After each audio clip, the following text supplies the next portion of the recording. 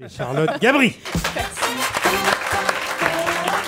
Alors Charlotte, je ne voudrais pas empiéter sur le début de votre chronique, mais je crois que vous êtes super contente de rencontrer Aïssa, d'autant que vous ne saviez pas si notre invité allait être là ou pas. Bah ouais, j'étais un peu angoissée, quoi. Bonjour Aïssa.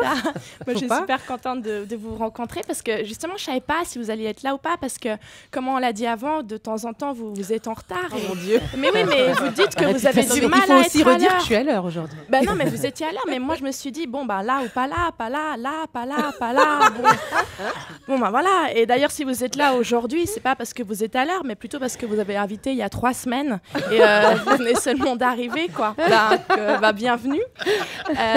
Moi, je connais bien les problèmes de ponctualité parce que mon mec aussi, il est toujours en retard. La dernière fois, il est parti de la maison. Il m'a dit, je reviens dans 1 heure. Et ça fait 6 ans que je l'attends. J'ai une copine qui m'a dit en fait qu'elle l'avait croisé avec une femme et des gosses.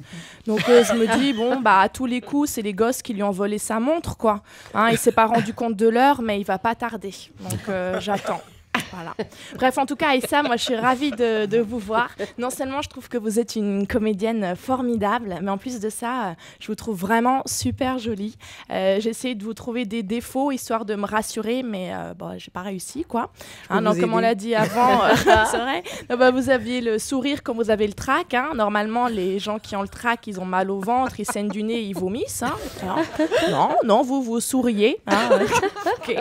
À mon avis, Dieu, quand il s'est occupé de vous, il a dû se dire bon alors Aïssa je vais lui mettre la beauté, le talent et tiens le sourire même quand elle est stressée Et là tu devais avoir un de ses assistants qui a dû lui dire non mais monsieur Dieu il faut quand même lui mettre un défaut quoi, genre les cheveux gras ou une mauvaise haleine. Ouais c'est vrai t'as raison, puis bon trop tard j'ai déjà envoyé son dossier, c'est pas grave rajoute-le sur le dossier de Camille Combal, il est plus après quoi.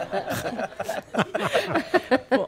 Non mais en tout cas moi j'ai vraiment hâte de vous voir dans votre prochain film L'écume des jours de Michel Gondry. Alors c'est la classe de tourner avec Gondry quand même. Moi c'est un réalisateur que j'aime tout particulièrement parce que quand je regarde un film de Michel Gondry, je me dis que j'ai pas besoin de boire de l'alcool ou de prendre de la drogue quoi, pour avoir l'impression d'être complètement défoncé. Non, mais ces films ils sont tellement fous qu'à mon avis Michel Gondry c'est un peu un Obélix des temps modernes quoi. Un jour il a dû aller voir son dealer et le mec a rien voulu lui vendre. Non Michel pas toi, tu sais bien que t'es tombé dedans depuis que t'es tout petit. D'ailleurs là c'est quand même l'histoire de Chloé qui tombe malade d'un nénuphar qui grandit dans son poumon. Vous imaginez si ça existait dans la vraie vie cette maladie. Bonjour docteur, voilà, je viens vous voir parce que j'ai des orties qui poussent sous les pieds et je crois que j'ai un rosier dans le nez en fait. Et j'ai l'impression que j'ai un nénuphar qui grandit dans mon poumon.